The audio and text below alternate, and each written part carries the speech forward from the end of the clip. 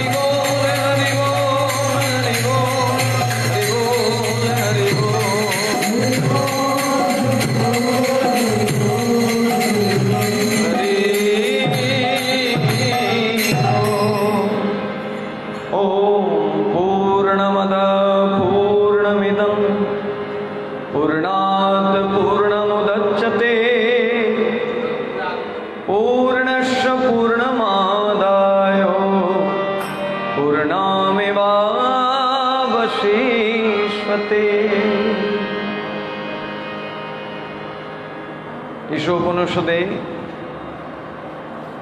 भगवानेर कथा बोलছেন पूर्णमदौ पूर्णमिदं पूर्णात् पूर्णमुदच्यते पूर्णस्य पूर्णमादाय पूर्णमेवावशिष्यते। भगवान पूर्णतम तार सबकिछु पूर्णय पूर्णय भरा सेई पूर्णतम भगवानेर अर्थात सेई अंशेर आमरा अंश आमरा सकलेई तार अमृतस्व पुत्र।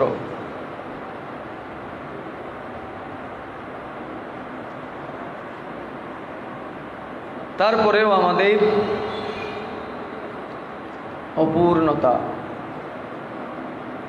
भक्ति राज्ये प्रवेश जारा करेছেন যারা করেননি তাদের তো অপূর্ণতা আজীবন থাকবেই থাকবে, তাতে কোনো সন্দেহ নেই। কারণ এই জগতের বিষয়বস্তু পেয়ে কারুর জীবনে কোনো দিন পূর্ণতা হতে পারে না। তিনি যত বিষয়ী যতই তার ধন ঐশ্বর্য থাকুক না কেন কখনোই তার পূর্ণতা হবে না। কারণ এই বিষয় এই জড় বিষয় কখনো মানুষকে পূর্ণ করতে পারে না। এমনকি যারা ভক্তি রাজ্যে আমরা প্রবেশ করেছি, ভক্তি যাজন করছি, শ্রী গুরুদেবের চরণ আশ্রয় করেছি, গুরুদেবের কাছ থেকে জেনে ভক্তির অনুষ্ঠানগুলো পালন করছি, আমাদেরকে তো অবশ্যই পূর্ণতা পেতেই হবে। কিন্তু বাস্তবে দেখা যায় আমাদেরও পূর্ণতা হয় না।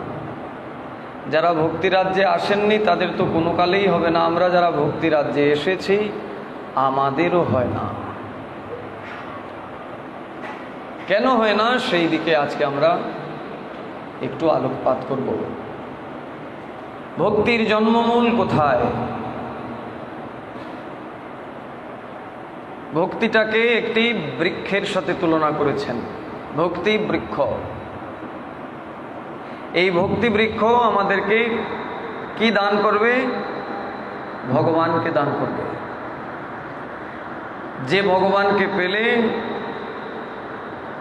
আর কোনো অপূর্ণতা থাকবে না। ভগবানকে লাভ না করার আগে পর্যন্ত যত কিছুই পেয়ে যায়, স্বর্গলোক, রুদ্রলোক, ব্রহ্মলোক, তারপরেও অপূর্ণতা থেকেই যায়। একমাত্র পূর্ণতা কোথায়? না গোলক বৃন্দাবন, ভগবত ধামে। ভগবানের কাছে আমি অর্থাৎ আত্মা, আমি মানে আমরা সবাই জানি এই শরীর না। আমি মানে হচ্ছে এই শরীরটা যাকে আশ্রয় করে বেঁচে আছে, আত্মা, যাকে চোখে দেখা যায় না, যাকে কোনো কিছু করা যায় না, যাকে কোনো কিছু দিয়ে মারাও যায় না, যাকে কোনো কিছু দিয়ে আমরা সুখও দিতে পারি না। সেই আত্মা যেদিন পরমাত্মার কাছে পৌঁছায়, সেদিন জীবের অপূর্ণতা চিরতরে, জীবের অভাব চিরতরে মিটে যায়। সেই ভগবানের কাছে যেতে গেলে কিসের দরকার? বলছেন ভক্তি স্তু ভগবান। ভক্তির দ্বারাই তার কাছে যাওয়া যাবে। সেই ভক্তির জন্মমূল কোথায়? আমরা শুনেছি যে ভক্তি মানে একটি বৃক্ষ। ভক্তিটাকে যদি একটি বৃক্ষ বলে চিন্তা করি, তাহলে ওই বৃক্ষের একটি মূল রয়েছে। সেই মূলটা কি? ভক্তির মূলই হচ্ছে শ্রী গুরুদেব। ভক্তির মূল হচ্ছে সাধু সঙ্গ। সাধু সঙ্গ হচ্ছে ভক্তির জন্মমূল। যেখানে আমরা আশ্রয় নিয়েও আমরা ভক্তি রাজ্যে বেশি অগ্রসর হতে পারি না। কিছু দূর এগোই, তারপরে ওই জায়গায় থেমে যাই।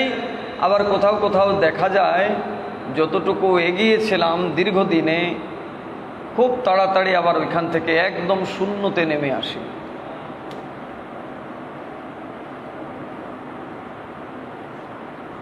এই জন্য আমরা আজকে এই দুটি ভজনের উপর আলোকপাত করব। প্রথম যে ভজনটি শুনেছি,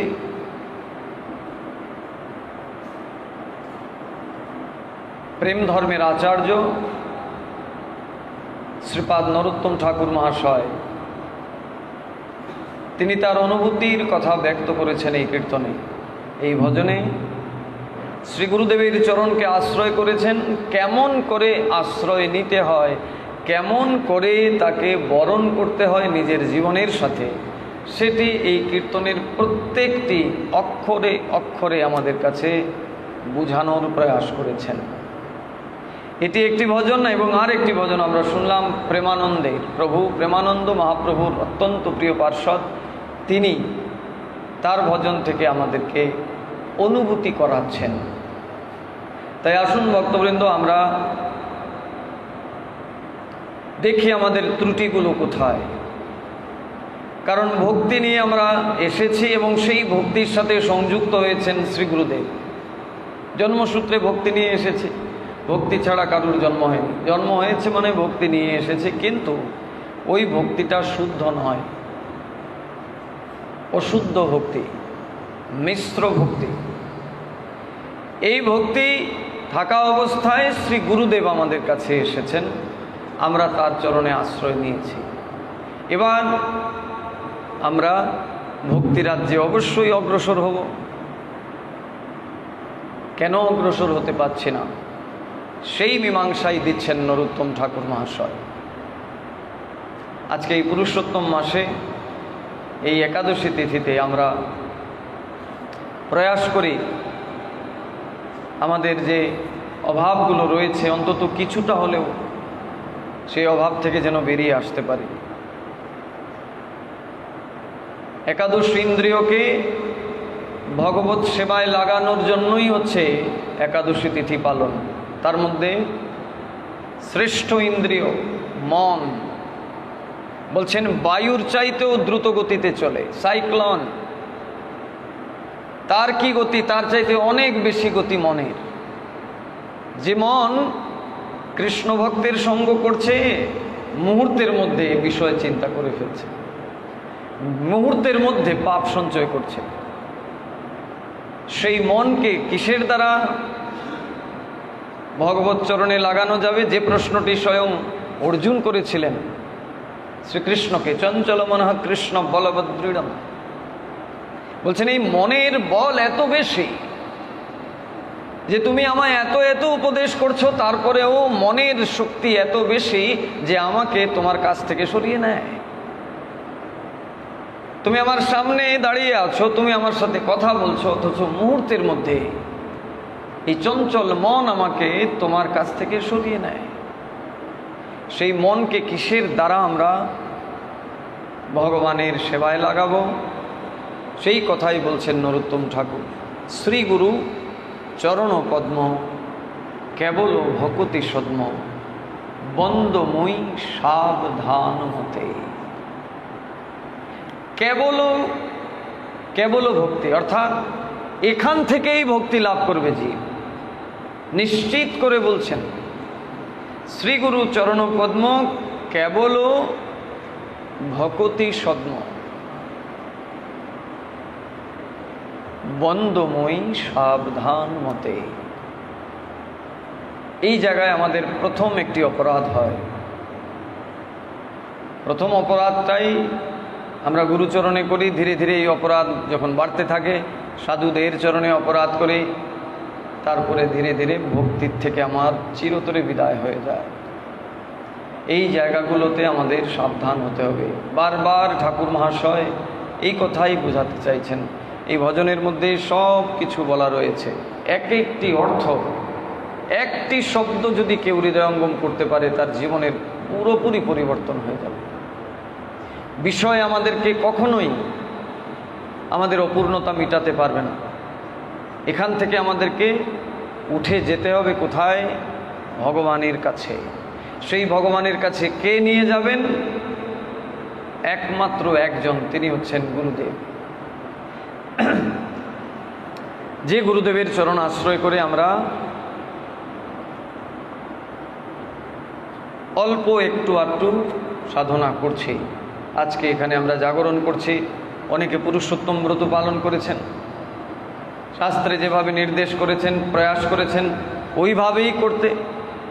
যারা পুরোপুরি করতে পারেননি, একটু করেছেন, কিন্তু করার ফলেও, করার পরেও আমরা কতটুকু সেখান থেকে ফল পেয়েছি? কষ্ট করেও যদি ফল না পাই, তাহলে তো ব্যর্থ এই কষ্টটা। এটা আমাদের জীবনে হয়। আগেই আমরা শুনেছি কলিযুগের মানুষ অলস, তারা কোনো কিছুতে তাদের বিশ্বাস নেই। ভগবান প্রতিশ্রুতি দিয়ে বলছেন, তারপরেও বিশ্বাস নেই। গুরুদেব প্রতিজ্ঞা করে বলছেন তোমার কোনো চিন্তা নেই, আবার তোমার সুদিন ফিরে আসবে, তারপরেও আমার বিশ্বাস নেই। এই যে বিশ্বাসহীনতা, এটার কারণ একটা জায়গাতেই, আমরা যাকে আঁকড়ে ধরব, আমাদের সমস্ত বাসনা থেকে উদ্ধার করে যিনি ভগবানের কাছে নিয়ে যাবেন, তিনি হচ্ছেন শ্রী গুরুদেব। এই গুরুদেবকে আমরা সব কিছু দিয়ে, আমাদের যত বিদ্যা বুদ্ধি সব কিছুকে বিসর্জন দিয়ে তাকে সরলভাবে গ্রহণ করতে হবে। আমরা গুরুচরণ আশ্রয় করেছি, তারপরেও আমাদের সরলতা আসেনি। মুহূর্তে মুহূর্তে আমাদের মধ্যে অহংকার চলে আসে, অভিমান। এখানে নরোত্তম ঠাকুর কি বললেন? গুরুমুখ পদ্মবাক্য চিত্তেতে করিয়া ঐক্য আর না করিহ মনে আশা।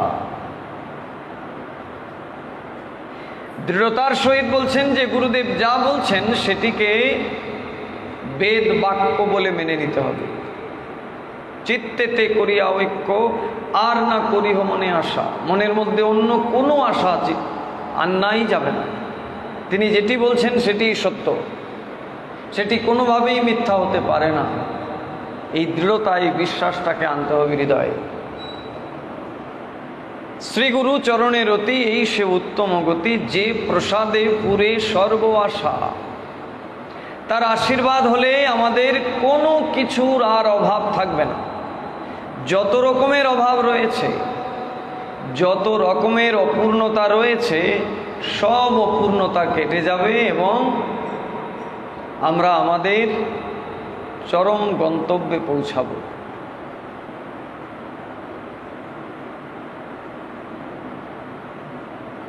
তাহলে এবার আমাদের অভাব যায় না কেন?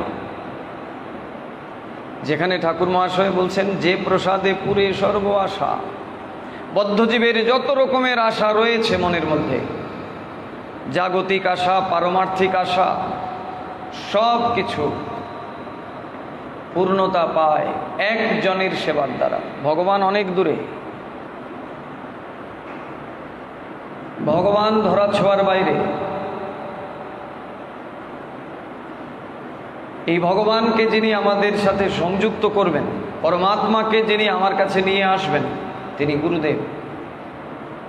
আশ্রয় বিগ্রহ, ভগবানেরই প্রকাশ মূর্তি। যে গুরুদেবের সেবা করলে বদ্ধজীবের সব আশা পূরণ হয়ে যায়, তার কোনো রকমের অপূর্ণতা থাকে না। তাহলে আমাদের এত অপূর্ণতা কেন? আমরা সঠিকভাবে তাকে গ্রহণ করতে পারিনি। অনুভূতিবিহীন করা, কোথাও বা অনুভূতি নিয়ে করেছি কিন্তু ভক্তিটাকে ধরে রাখতে পারিনি, নষ্ট হয়ে গেছে এক সময়। কেন নষ্ট হয়েছে সেই উত্তর দিয়েছেন সনাতন গোস্বামী পাদ। গুরুর বিক্রিয়া না করো কখন।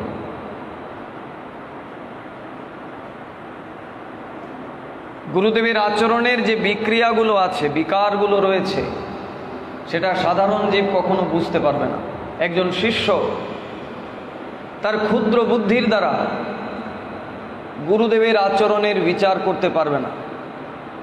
আমাদের এই জড়চক্ষু সর্বক্ষণ জড় চিন্তা করে, আমাদের যে বুদ্ধি সেটাকেই শ্রেষ্ঠ বুদ্ধি মনে করি, আমাদের যে জ্ঞান এইটাই মনে করি শ্রেষ্ঠ জ্ঞান, আমরা যেটা দেখি ওইটাই সত্য বলে মনে করি। কিন্তু শাস্ত্র বলছেন আমাদের যে বুদ্ধি এটা সঠিক বুদ্ধি নয়, আমাদের যে জ্ঞান সেটি সঠিক জ্ঞান নয়, আমাদের যে দেখা সেটি সঠিক দেখা নয়। এটা সঠিক নয় বলেই ভগবান কি করেন? গুরু রূপ ধারণ করে আমাদের কাছে আসেন। আমাদের অজ্ঞানতাকে দূরীভূত করে জ্ঞানের আলোক প্রকাশ করবার জন্যে, যে জ্ঞানের আলোক প্রকাশিত হলে সেই আলোর মধ্যে ভগবানকে দেখা যাবে। ভগবানকে এই চোখ দিয়ে জীবনেও দেখা যাবে, ওই মূর্তি রূপেই দেখব তাকে। একদিন সেই ভগবান আমার কাছে অবশ্যই প্রকট হবেন, আমার হাতের সমস্ত সেবা গ্রহণ করবেন, কিন্তু তার জন্য আমাকে তৈরি হতে হবে। সেই তৈরি যিনি করবেন তিনি একজন, তিনি হচ্ছেন শ্রী গুরুদেব।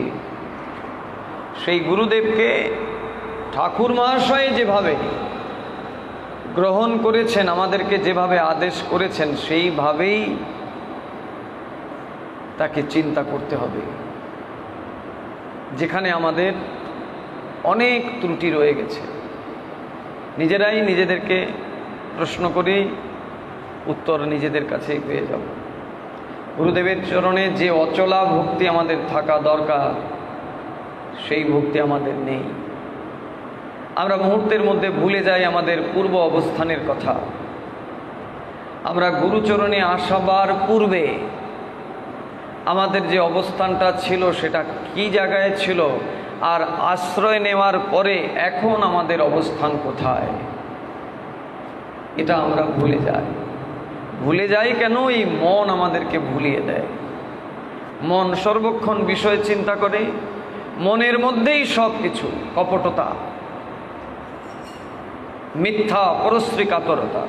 এই যে আমরা নানা ব্রতগুলো পালন করি, এখন পুরুষোত্তম ব্রত করছি, কিছুদিন পরে নিয়ম সেবা আসবে, প্রতি মাসে 2টো একাদশী তিথি পালন করছি, জন্মাষ্টমী, রাধা অষ্টমী, বৈষ্ণবরা যে সকল তিথি পালন করেন সবগুলো নিষ্ঠা নিয়ে পালন করছি, তারপরেও আমাদের নানা সমস্যা।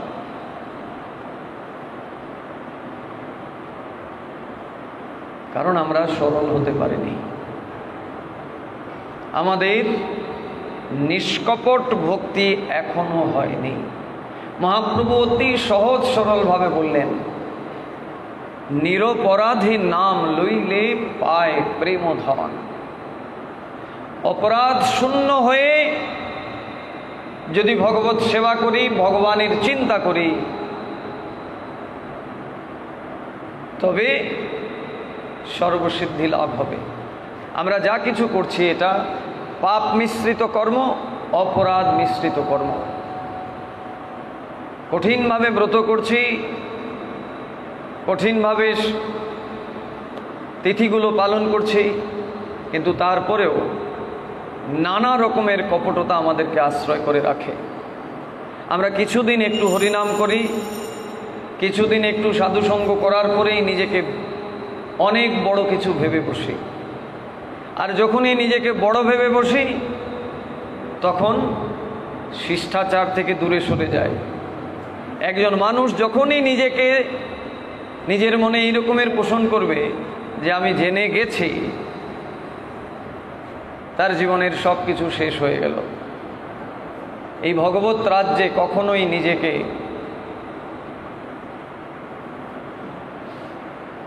শ্রেষ্ঠ জায়গায় নিয়ে যাওয়া যায় না। অর্থাৎ আমি যা কিছু জেনেছি সেই জানাই শেষ জানা নয়, এর আগে আরো অনেক কিছু জানতে হবে। গুরুদেবের কাছ থেকে শুধুমাত্র কয়েকটা মন্ত্র পেয়েছি, আর কিচ্ছু নয়।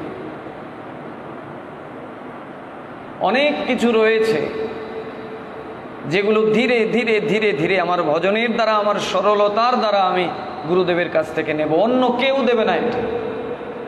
সারা জীবন ভগবানের সামনে বসে কীর্তন করব, করতাল বাজিয়ে বাজিয়ে, কিচ্ছু হবে না যদি আসল জায়গায় সেই ভক্তিটা তৈরি না হয়। সেটি হচ্ছে গুরুদেবের চরণে যদি সেই অচলা ভক্তি, নিষ্কপট ভক্তি তৈরি না হয়,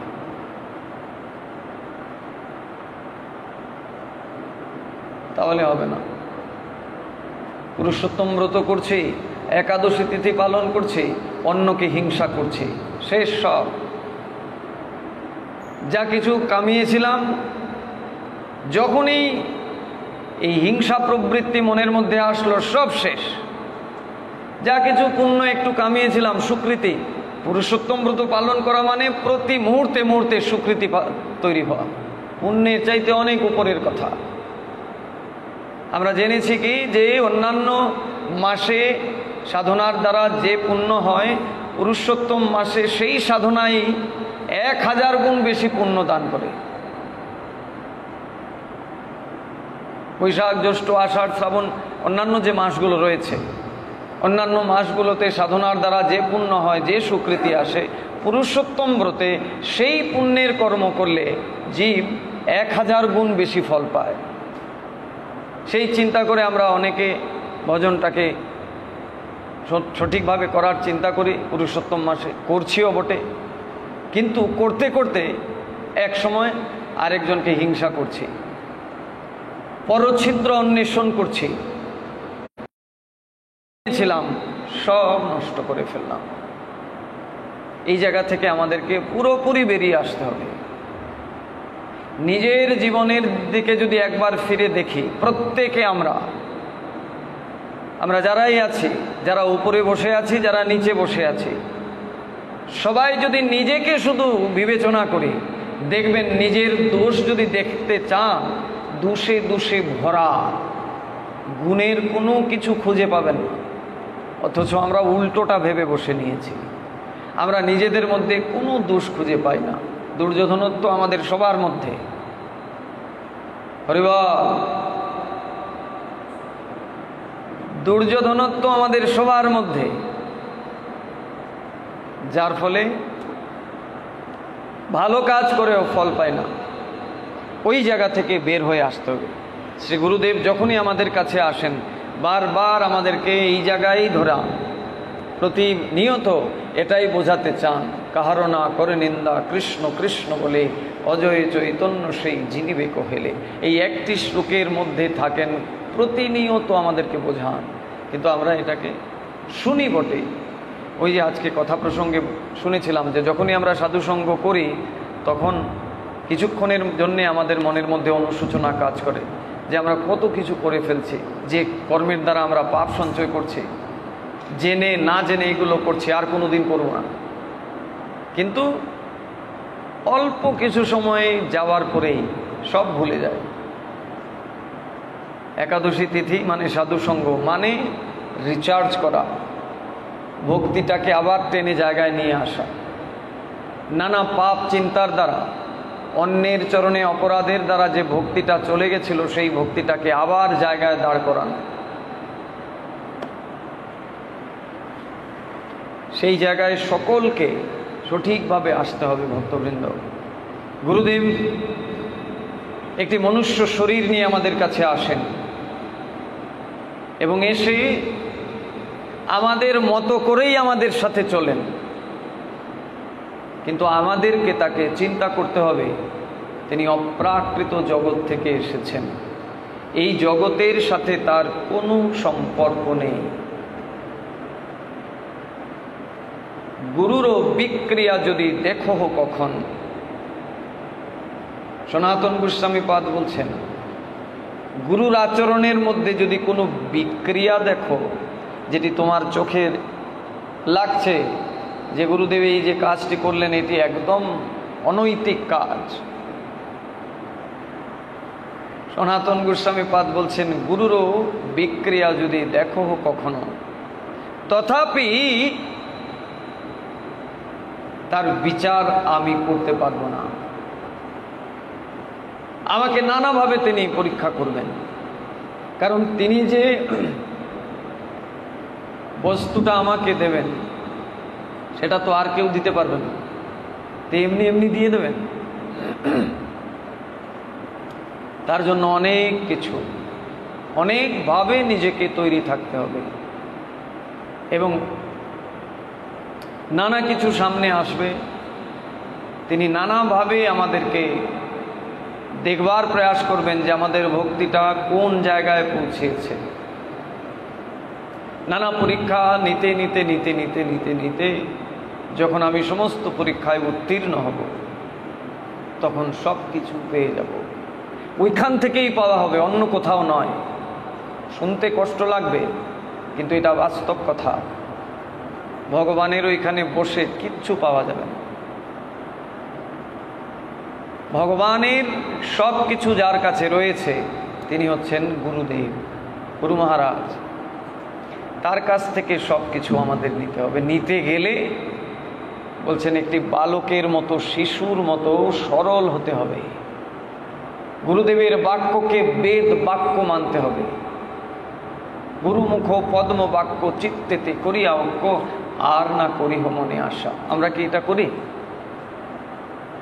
করি না। গুরুদেব বলছেন ওই মুহূর্তে ঠিক আছে, ঠিক আছে গুরু মহারাজ, আপনি যা বলছেন তাই ঠিক। একটু পরেই নিজের বুদ্ধি লাগাচ্ছি, গুরুদেব যা বললেন এটা কি আদৌ ঠিক? এটা যদি আমি করি তাহলে যদি আমার কোনো ক্ষতি হয়ে যায়। দেখুন নিজের ভক্তিটাকে কি রাখতে পারলাম সঠিক জায়গায়? পারলাম না তো। গুরুদেবের সামনাসামনি বললাম গুরুদেব আপনি যা বলছেন সব ঠিক,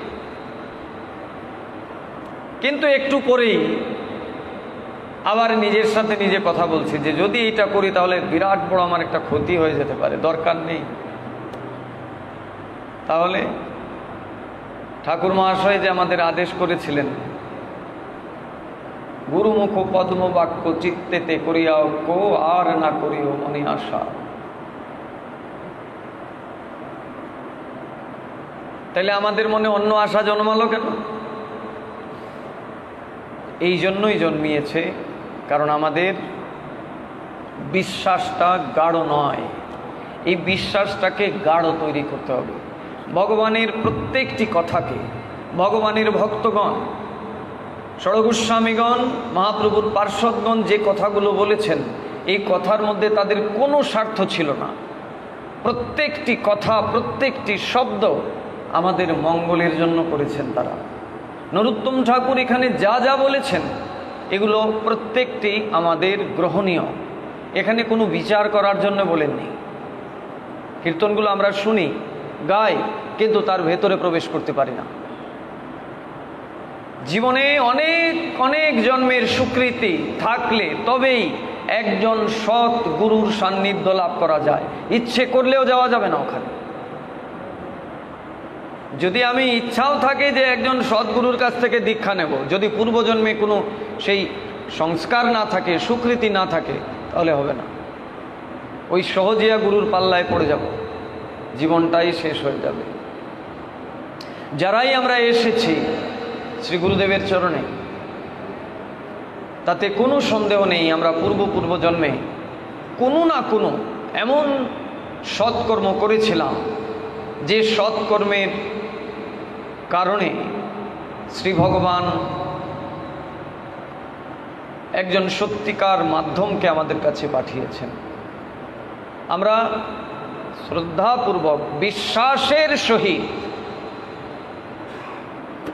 তাকে জীবনের সাথে যুক্ত করতে হবে। আমাদের বিশ্বাসটা স্থির নয়, সেই বিশ্বাসটাকে স্থির করতে হবে, সাধনার দ্বারাই করতে হবে। যখনই মনের মধ্যে বিকার আসছে, চিন্তা করতে হবে, প্রতিদিন নিজের মনের সাথে যুদ্ধ করতে হবে। আমরা অনেকবার শুনেছি প্রভুপাদ ভক্তি সিদ্ধান্ত সরস্বতী গোস্বামী ঠাকুর, তিনি বলছেন যে প্রত্যেক দিন ঘুম থেকে উঠে অন্যান্য সব কাজ করার পূর্বে আগে সবাই নিজের মনকে 100টা জুতোর বাড়ি মারবে আর 100টা ঝাঁটার বাড়ি মারবে। কেন না, যখনই চোখ খুলল সঙ্গে সঙ্গে তার এই মন তার কর্ম শুরু করে দিল। এই মন তাকে নানা দিকে নিয়ে যাচ্ছে, এই মন তাকে একটি সৎ জায়গায় রাখতে দিচ্ছে না। এই জন্য বলছেন ঘুম থেকে উঠেই আগে মনকে জুতা মারতে হবে, মনকে ঝাঁটা মারতে হবে। তাহলে মারতে মারতে মারতে মারতে মারতে মারতে একদিন মন আর বিষয় চিন্তা করবে না, বিশ্বাস তৈরি হয়ে যাবে। গুরুদেব যা কিছু আমাকে দিয়েছেন আমার হিতের জন্যে, আমার মঙ্গলের জন্যে, তিনি কখনোই আমার অমঙ্গল করতেই পারেন না। এই বিশ্বাস, এই দৃঢ়তা তৈরি হয়ে যাবে। আর যতদিন এই বিশ্বাস না আসছে, ততদিন নানা প্রশ্ন আমার মধ্যে আসবে। আমি বোধহয় অনেক ভুল করে ফেললাম, আমি গুরুদেবের কথাটাকে না মানলেই ভালো হতো, নানা রকমের প্রশ্ন। এটা আসাটাই স্বাভাবিক, অস্বাভাবিক কিছু নয়। কারণ আমরা তো এই জড়জগতে জন্ম নিয়েছি, সব জড়তার মধ্যেই রয়েছে আমরা। এখান থেকে আমাকে নানা কৌশল অবলম্বন করে, এবং কৌশল অবলম্বন করব, পাশাপাশি গুরু বৈষ্ণবের আশীর্বাদও নিতে হবে। তাহলেই এই জড়তা থেকে মুক্ত হব আমরা। এই জন্য ভক্তবৃন্দ, সাধনার প্রথম স্তরটাই হচ্ছে গুরুচরণে অচলা ভক্তি। যিনি আমাদেরকে সাধনার জগতে নিয়ে এসেছেন, কোথায় ছিলাম আমরা একবার ভেবে দেখি। তার আশ্রয়ে যদি না আসতাম, জীবনে এখানে বসতাম, এখানে এই মহাপ্রভুর আঙিনাতে বসে এই পুণ্য তিথি, পুণ্য ব্রত পালন করতাম, কোন ভাগাড়ে পড়ে থাকতাম। তার চরণে আসার পরে তার কৃপায় এহেন তিথি, এহেন সুন্দর সময়গুলো আমরা পালন করতে পারছি। এই কর্মের দ্বারাই আমাদের জড়তাগুলো কাটবে, কিন্তু নিজের সাথে নিজের প্রতিদিন কথা বলতে হবে। মনের সাথে মনকে জুতো মারা, ঝাঁটা মারা মানে হচ্ছে নিজেকে নিজে কিছু নিজের সাথে নিজে কথা বলতে হবে। আমার হাজারো দোষ রয়েছে, আমি এটা না দেখে অন্যের দোষ দেখছি। আগেই আমরা বলছি, আমরা যেটা দেখছি আমাদের দেখা সঠিক নয়, আমাদের যে জ্ঞান সেই জ্ঞানটা সঠিক জ্ঞান নয়, আমাদের যে বুদ্ধি সেই বুদ্ধিটা সঠিক বুদ্ধি নয়। এটি জড় বুদ্ধি, জড় জ্ঞান, জড় দৃষ্টির দ্বারা দেখছি। এই দেখা কখনোই সঠিক দেখা হতে পারে না। কার চোখ দিয়ে দেখতে হবে? গুরুদেবের চোখ দিয়ে দেখতে হবে। এই জন্য দেখুন, সব কিছুর মধ্যে গুরুকে অগ্রে রেখেছেন। আমরা যা কিছু করছি ভগবানের সেবা, সাধুর সেবা, কার মাধ্যম দিয়ে? গুরুদেবের মাধ্যম দিয়ে।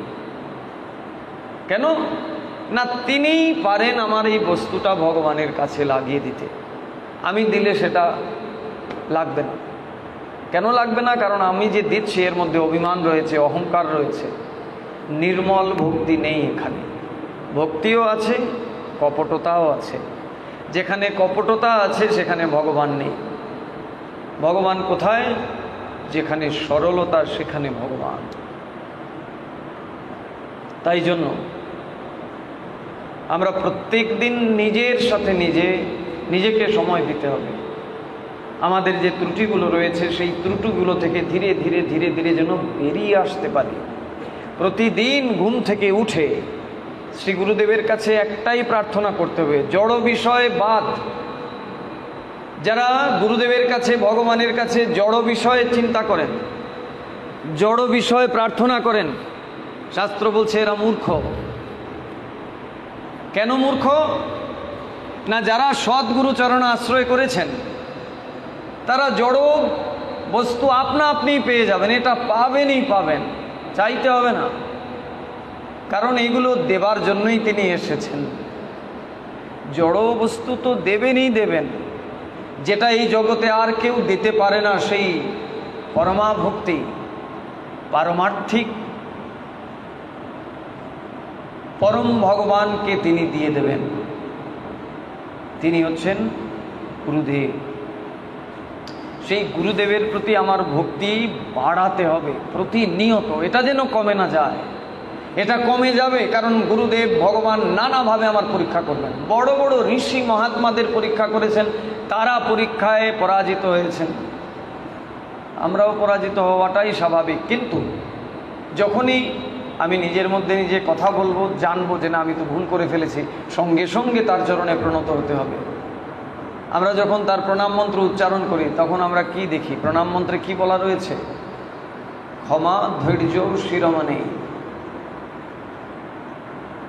নমো বিষ্ণুপদায় রাধা পৃষ্ঠায় ভূতলে শ্রীমতে ভক্তি প্রপন্ন यति स्वामीति नामिने नमो आचार्य पदाय दैन्यभूषण मुकुटमणे गुरु करुणामूर्तये क्षमा धैर्य শিরোমণি। তিনি সর্বক্ষণ আমাকে ক্ষমা করে চলেছেন। আমার কি কর্তব্য? আমি তার কাছে সব সময় ক্ষমা প্রার্থনা চাইব। জড় বিষয় চাইতে হবে না, ওটা আপনা আপনি দেবেন। ওটা তো আমি পাবই পাব। প্রতিদিন মনকে জুতো মারা, ঝাঁটা মারা মানে হচ্ছে নিজের সাথে নিজে কথা বলা। আমি যে অন্যায়গুলো করছি, আমার যে ভুলগুলো হয়ে গেল, সেই ভুলের জন্য গুরুদেবের কাছে ঐকান্তিকভাবে ক্ষমা চাইতে হবে। যত বেশি ক্ষমা চাইব দেখবেন তত বেশি সরল হতে পারবো আমরা। নইলে ওই জায়গা থেকে যদি বাদ পড়ে গিয়ে হরিনাম করি, কীর্তন করি, ভগবানের পূজা করি, ভগবানের রান্না করি, কোনো কিছু আমাদেরকে রক্ষা করতে পারবে না। ওই বিষয়ের মধ্যেই ডুবে থাকবো, আর অভাবের অভাব লেগেই থাকবে, পূর্ণতা আর হবে না। সাধু হওয়ার জন্য এসেছি মানে সৎ হওয়ার জন্য আমরা দীক্ষা নিয়েছি। দীক্ষা নিয়েছি মানে কি? দীক্ষা মানে হচ্ছে আচরণ। দীক্ষা শব্দের অর্থটাই হচ্ছে আচরণ শুদ্ধ হওয়া। এই জন্য দীক্ষা নিয়েছি। কার কাছে দীক্ষা নিয়েছি? গুরুদেবের কাছে। গুরুদেব কি করবেন? আমার যে আচরণ, আমার যে বদ অভ্যাসগুলো রয়েছে আমার যে অনর্থগুলো রয়েছে সেইগুলো থেকে, অবিদ্যাগুলো থেকে তিনি আমাদেরকে ধীরে ধীরে ধীরে ধীরে মুক্ত করবেন। অর্থাৎ আমার আচরণটা শুদ্ধ আচরণ হবে। তার জন্য প্রথম যেটি দরকার, সরলতা। একদম নিষ্কপট হতে হবে, দৈন্যতা আসতে হবে, যেটা আমাদের মধ্যে নেই। আমরা একটু কিছুদিন হরিনাম করি, প্রসাদ পাই, বিরাট বড় কিছু হয়ে বসে আছে। অভিমানের ঠেলায় আর ধারে কাছে কেউ ভিড়তে পারে না। ঠিক তার বিপরীত দিকে যদি একটু দেখি, ষড়গোস্বামীগণ তারা মহাপ্রভুর কাছে কিভাবে দাঁড়িয়েছিলেন? দন্তে তৃণ করি দাঁড়াইব নিষ্কপটে, গলবস্তু কৃতাঞ্জলি দন্তে তৃণ ধরি দাঁড়াইব নিষ্কপটে। এত এত যোগ্যতা তাদের, কিন্তু তারা কেমন দৈন্যতা তাদের, ভগবানের কাছে দীনতা নিয়ে দাঁড়িয়ে রয়েছে। ভগবানের দাস বলতে গিয়েও তাদের দ্বিধাবোধ হচ্ছে। দাস হওয়ারও যে যোগ্যতা, সেই যোগ্যতাও তাদের মধ্যে নেই। এই রকমের তাদের ভাব। অথচ আমরা নিজেদেরকে কোন জায়গায় নিয়ে গেছি? একটাই কারণ, আমরা দীক্ষা নেওয়ার পরে ভাবি যে আমাদের অনেক কিছু হয়ে গেছে। কিচ্ছু হয়নি। শুধু গুরুদেব কৃপা করে, করুণা করে মন্ত্র দান করেছেন।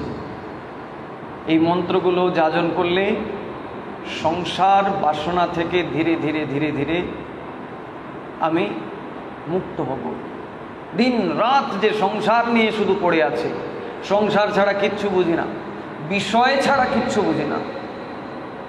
গুরুদেবের কাছ থেকে প্রাপ্ত মন্ত্র, যেটি আহ্নিক করছি আমরা 3 বেলা, সেই আহ্নিকের দ্বারা এই সংসার বাসনা ধীরে ধীরে ধীরে ধীরে কমবে, বিষয় বাসনা কমবে, আর ভগবানের প্রতি আসক্তি বাড়বে।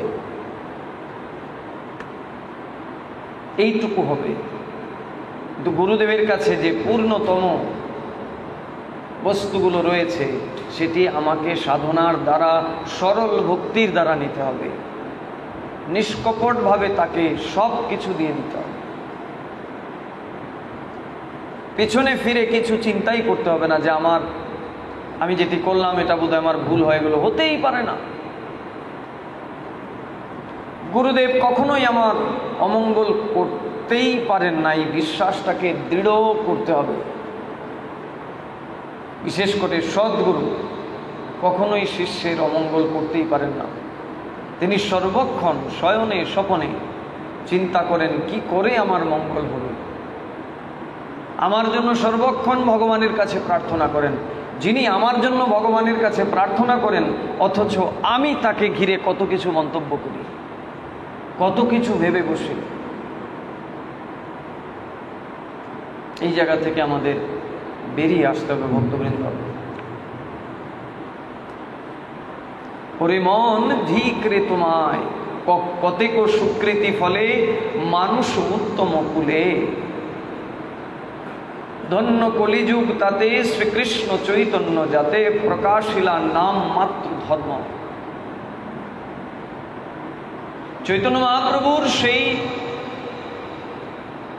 কলিযুগের যুগ ধর্ম শ্রীনাম, সেই নাম আমরা গুরুদেবের কাছ থেকে প্রাপ্ত হয়েছি। এইটাকে আঁকড়ে ধরে থাকতে হবে। এর দ্বারাই জীবনের সব কিছু আমরা পেয়ে যাব। আমরা সাধনার দ্বারা যেমন পুণ্য সঞ্চয় করছি, আবার সাধনা করতে গিয়ে পাপ সঞ্চয় করছি। যখনই মনের মধ্যে বিরূপ চিন্তা আসছে, পরশ্রী কাতরতা, অন্যের ভালো দেখে আমার জ্বালাতন শুরু হচ্ছে, সঙ্গে সঙ্গে পাপ হচ্ছে। সাধনা করছি, পরে পাপ হয়ে গেল। প্রতিনিয়ত আমার অভাবগুলো দেখতে হবে। আমার মধ্যে যে দোষগুলো রয়েছে, সেই দোষগুলোকে আমি দেখব। অন্যের দোষ আমি দেখতে যাব কেন? আমার যে দেখা, সেই দেখাটা তো সঠিক নাও হতে পারে, কিন্তু আমরা নিজেকে সব সময়, সবাই আমরা নিজেদেরকেই শ্রেষ্ঠ ভাবি। আমরা ভাবি যে আমরা যেটা দেখেছি, আমরা যেটা জানি, সেটাই ঠিক জানা। আমরা অন্যদের বিচার করতে চলে যাই, যার জন্য কঠিন কার্য করেও আমরা এগোতে পারি না।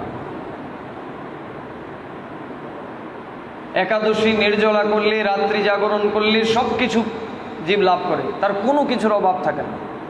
আমরা এগুলো করছি, শ্রী গুরুদেব আমাদেরকে আদেশ করেছেন করবার জন্য আমরা করছি, করেও ভক্তিরাজ্যে এগোতে পারি না। যেটা সাধারণ মানুষ ধারে কাছেও নেই। একাদশীতে খেয়ে দিয়ে দিব্যি ঘুমায়, আর আমরা একাদশীতে নির্জলা থেকে জাগরণ করছি, করেও ভক্তিরাজ্যে এগোতে পারি না। হরিনাম করছি 1 লক্ষ হরিনাম, কেউ বা 50,000, 25,000, কেউ তো 2 লাখ হরিনামও করছেন, তারপরেও ভক্তিরাজ্যে এগোতে পারছেন। একটাই কারণ, অহংকার। আমাদের মধ্যে এত অহংকারে ভরপুর হয়ে আছি আমরা। ভক্তিরাজ্যে আসা মাত্রই কিছুদিন একটু ভক্তির কর্ম করার পরপরই অহংকার চলে আসে, যার ফলে সব শেষ। কঠিন করেও কিচ্ছু লাভ হচ্ছে না। এই জন্য নিষ্কপট হতে হবে, সরল হতে হবে। হরিনাম করছি, অন্যের মন্তব্য করছি, তাহলে লাভ হলো কি? হাতে জপমালা, নাম করছি, নামও করছি, আরেকজনের নিন্দা চর্চাও করছি, 0। যেটা প্রতিনিয়ত করি আমরা। ব্রত করছি কঠিনভাবে, আরেকজনকে নিয়ে হিংসা করছি, শেষ। নিজেদের এই ত্রুটিগুলো চোখের সামনে আনতে হবে, দেখা যাবে সব কিছু পেয়ে যাব। আপনারা নিজেরাই দেখবেন, মন খুব খারাপ হয়েছে, হরিনাম করছেন, কিছুক্ষণ হরিনাম করার পরেই দেখবেন ধীরে ধীরে ধীরে ধীরে মন ঠিক হয়ে যাচ্ছে। দেখবেন একদিন 50,000 হরিনাম করে দেখুন, একদিন পরীক্ষার জন্য একদিন 50,000 হরিনাম করে দেখুন,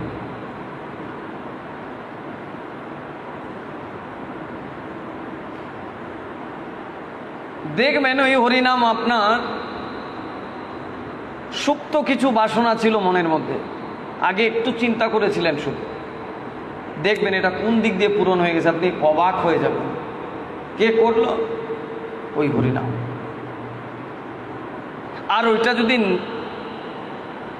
নিষ্কলুষভাবে, নিষ্কপটভাবে, নিরপরাধে যদি ভগবানের নাম নিতাম, তাইলে কি না হতো আমাদের। আমরা যা কিছুই করছি তার দ্বারা পুণ্য হচ্ছে, কখনো কখনো স্বীকৃতিও হচ্ছে, আবার নিজেদের দ্বারাই পাপ সঞ্চয় করছি। এই জায়গাগুলো থেকে আমাদেরকে বেরিয়ে আসতে হবে। কখনোই কারুর বিষয়ে মন্তব্য করা যাবে না, কারণ আমার যে দৃষ্টি, সেই দৃষ্টিটা সঠিক নয়, আমার যে শোনা, সেটা সঠিক শোনা নয়।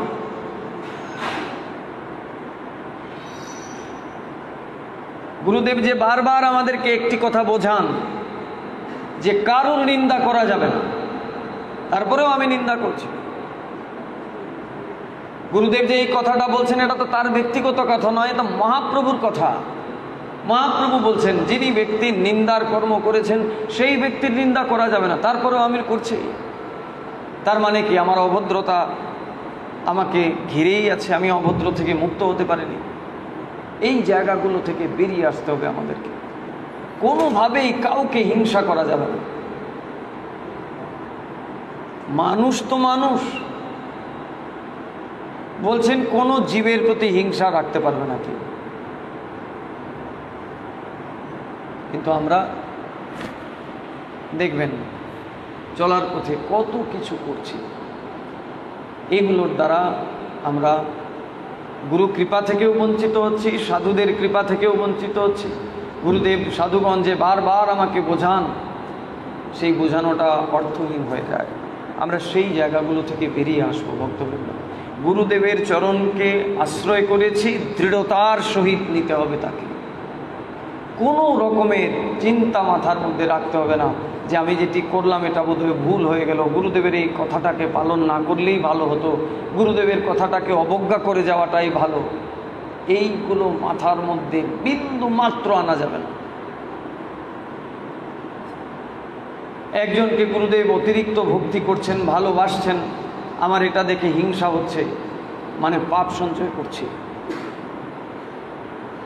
তাকে তিনি ভালোবাসছেন, আমাকে ভালোবাসছেন না, নিশ্চয়ই আমার মধ্যে কোনো অভাব রয়েছে, ত্রুটি রয়েছে। সেই ত্রুটিটা খুঁজে দেখব। কেন আমি গুরুদেবের কাছে সেই রকম প্রিয় হতে পারলাম না যাকে তিনি অন্য শিষ্যকে তাকে তিনি ভালোবাসছেন? আমি কেন তার মতো প্রিয় হতে পারলাম না? নিজেকে এই জায়গায় আনতে হবে। এইটা না করে হিংসা করছি, গুরুদেব পক্ষপাতিত্ব করেন, উনারে বেশি ভালোবাসে, আমারে ভালোবাসে না। এই জায়গাগুলো থেকে আমাদের মুক্ত হয়ে যেতে হবে। ভক্তবৃন্দ, আমরা যার সন্তান, তিনি পূর্ণতায় ভরপুর। তাকে কোনো কিছু দিয়ে পূর্ণ করতে হয় না। তাকে যা দেবেন তার 10 গুণ, 100 গুণ, 1000 গুণ আপনার কাছে ফিরে আসবে। অথচ আমরা দিয়েও অভাব যায় না, পূর্ণতা হয় না। এই কারণগুলোর জন্য আমরা মূল জায়গায় অপরাধ করে বসে আছি। মূল জায়গায় গুরুচরণ থেকে পাপ সঞ্চয় করছি, অপরাধ তৈরি হচ্ছে, সাধুগণের চরণে অপরাধ হচ্ছে নানা মন্তব্যের দ্বারা।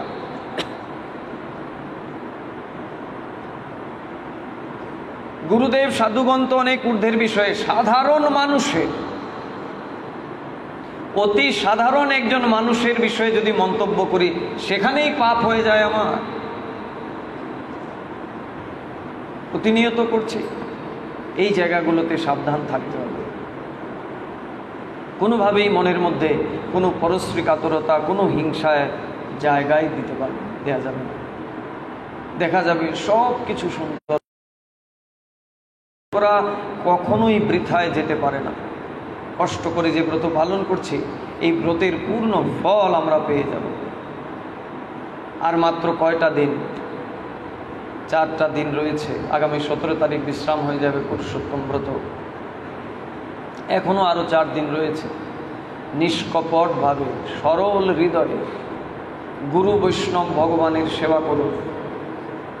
জীবনে কোনো কিছুর অপূর্ণতা থাকবে না, ভরপুর হয়ে যাবে। আসছে নিয়ম সভা, নিয়ম করে ভগবানের সেবা করুন। সরলতা নিয়ে, কপটতাকে পরিত্যাগ করে ভগবান অন্তর্যামী, গুরুদেব অন্তর্যামী। আমি এখানে বসে কি করি না করি, তার কাছে নানা কথার দ্বারা যতই নিজেকে সাজিয়ে রাখতে চাই না কেন, কিচ্ছু কাজ দেবে না। তিনি যেখানেই আছেন সেখানে বসেই আমার আচরণ দেখছেন। আমি তো সাধারণ মানুষের সাথে লুকাচুরি করতে পারবো, কিন্তু গুরুদেবের কাছে আর ভগবানের কাছে কোনো কিছু লুকিয়ে রাখা যাবে না। নিজেকে যত বড়ই সাধু সাজিয়ে রাখি না কেন, আমার আচরণের মধ্যে যে ত্রুটিগুলো রয়েছে তিনি সর্বক্ষণ এটি দেখছেন। অতএব কোনোভাবে যেন কাউকে কোনো রকমের আচরণের দ্বারা কষ্ট না দেয়, মাথায় এটি রাখতে হবে। সাধনাও করছি, আবার নিজের আচরণের দ্বারা একজনকে কষ্ট দিচ্ছি, কোনো লাভ হবে না। তাই নিষ্কপট হতে হবে, কপটতা থেকে বেরিয়ে আসতে হবে। বেরিয়ে আসতে গেলে প্রতিদিন, প্রতিনিয়ত নিজের সাথে নিজেকে কথা বলতে হবে। আমার যে অভাবগুলো রয়েছে, আমার যে ত্রুটিগুলো, আমার যে দোষগুলো, সেই দোষগুলোকে সামনে আনতে হবে। নিজের দোষ দেখলাম না, ওপরের দোষ দেখছি, যার জন্য সব শেষ। এই সব জায়গা থেকে আমরা মুক্ত থাকব। নিজের অবস্থানকে চিন্তা করি না কেন, যে 2 বছর আগে, 5 বছর আগে যখন গুরুদেবের চরণে আসিনি, তখন আমি কোন জায়গায় ছিলাম, আর দীক্ষা নেওয়ার পরে এখন আমি কোন অবস্থানে এসেছি। একটুকু পরিবর্তন হয়নি? অনেক পরিবর্তন। যেদিকে তাকাবেন সেই দিকেই পরিবর্তন হয়েছে। সেটা ভুলে যাই আমরা। এইগুলোকে ভুললে চলবে না। আমরা যারা গুরুদেবের চরণকে আশ্রয় করেছি, সবাই এই বিশ্বাসটা রাখবো, আমাদের বহু বহু জন্মের অনেক স্বীকৃতি, যে এই রকমের একজন আচরণশীল, যিনি নিজে আচরণ করে আমাদেরকে উদ্বুদ্ধ করছেন সাধনা করতে, তিনি কোনো সাধারণ মানুষ হতে পারেন না। একটি মানুষের শরীর নিয়ে আমার কাছে এসেছেন বটে, কিন্তু তিনি ভগবানের প্রেরিত দূত, ভগবানের তরফ থেকে আমাদের কাছে এসেছেন আমাদের সমস্ত অভদ্র, অনর্থ, অন্ধকারগুলোকে মুক্ত করে ভগবানের কাছে নিয়ে যাওয়ার জন্য। সেই বিশ্বাস নিয়ে গুরুদেবের সেবা করতে হবে। যদি কোনো প্রশ্ন মনের মধ্যে আসে, জিজ্ঞাসা করতে হবে তাকে। মনের মধ্যে বিকার হচ্ছে, গুরুদেবকে নিয়েই বিকার হচ্ছে, সরাসরি জিজ্ঞাসা করতে হবে। জিজ্ঞাসা না করে যদি মনের মধ্যে রেখে দিই, ওইটা ধীরে ধীরে বড় থেকে বড় হতে থাকবে। একদিন দেখা যাবে যা কিছু পেয়েছিলাম সব হারিয়ে ফেলেছি। তাই ভক্তবৃন্দ, বন্দময়ী সাবধান মতে গুরুদেবের চরণ বন্দনা করতে হবে, কিন্তু অত্যন্ত সাবধানতার সহিত। তার চরণে কোনো অপরাধ না করে ফেলে। যস্য প্রসাদাদ ভগবৎ প্রসাদ, যার প্রসাদ হওয়া মানে যার আশীর্বাদ হলে ভগবানের আশীর্বাদ নেমে আসে। যস্য ও প্রসাদাদ ন গতি কুতয়পি, আর যার আশীর্বাদ থেকে বঞ্চিত হলে আর কোনো গতি থাকে না, তার সব রাস্তা বন্ধ হয়ে যায়। তিনি হচ্ছেন গুরুদেব। আমরা তারই শিষ্য, তাকে সঠিকভাবে সম্মান করব, শ্রদ্ধা করব, ভক্তি ভরে তার আদেশ নির্দেশকে নির্দ্বিধায় পালন করব। কোনো রকমের বিচার করব না। যদি কোনো রকমের প্রশ্ন মনের মধ্যে আসে, তার আচরণের বিকারগুলো আমার মধ্যে যদি আসে, জিজ্ঞাসা করে নেব তাকে। জিজ্ঞাসা করলেই দেখা যাবে সেখান থেকে আমি বেরিয়ে আসছি। যদি সেটা জিজ্ঞাসা না করি, নিজের মনের মধ্যেই পালতে থাকি, তাহলে এটা ধীরে ধীরে বড় হতে থাকবে। শ্রদ্ধার জায়গায় অশ্রদ্ধা জন্ম নেবে, ভক্তিটা নষ্ট হয়ে গিয়ে অভক্তি তৈরি হবে। তাই ঠাকুর মহাশয় বলছেন, সাবধানতার সহিত সেই চরণকে প্রত্যেকের জীবনে আশ্রয় নিয়ে থাকতে হবে। সেই গুরুদেবের কৃপাতেই আমরা এই সিটিএস মন্দিরকে পেয়েছি। চৈতন্য মহাপ্রভুর আদর্শিত ভাবধারা, চৈতন্য মহাপ্রভুর যে শুদ্ধ বিশুদ্ধ ভক্তি, তার মাধ্যম দিয়ে আমরা পেয়েছি, সেটি আমরা পালন করছি। এই বোধ নিয়ে যে আমাদের যত রকমের অনর্থ আছে, যত রকমের কু আছে, সবগুলো থেকে মুক্ত হয়ে একদিন দিব্য আনন্দ আমরা লাভ করব। পুরুষোত্তম ব্রতের এই বিশেষ একাদশী তিথিতে যারা এখানে এসেছেন, অল্প কিছুক্ষণ আমরা হরিনাম করব। তিনটে বাজে বিশ্রাম দিয়ে দেব। তারপরে আপনারা যদি মনে করেন জপমালায় হরিনাম করবেন, ভোর 5টায় আরতি হবে, তারপরে 6টা সাড়ে 6টায় প্রসাদ দেওয়া হবে। 2 বাজে 1 ঘন্টা আমরা ভগবানের দিব্য নাম, যে নামের মধ্যে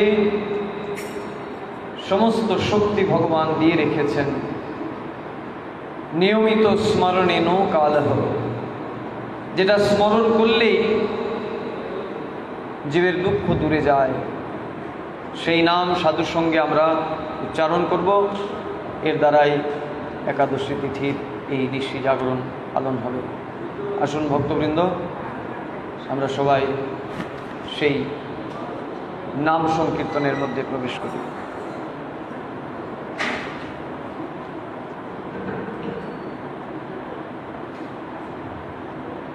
হরে কৃষ্ণ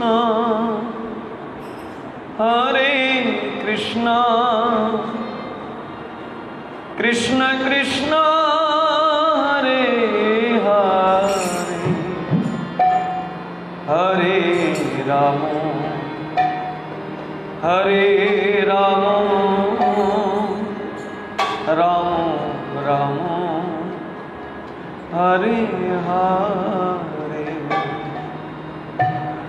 हरे कृष्णा हरे कृष्णा कृष्णा कृष्णा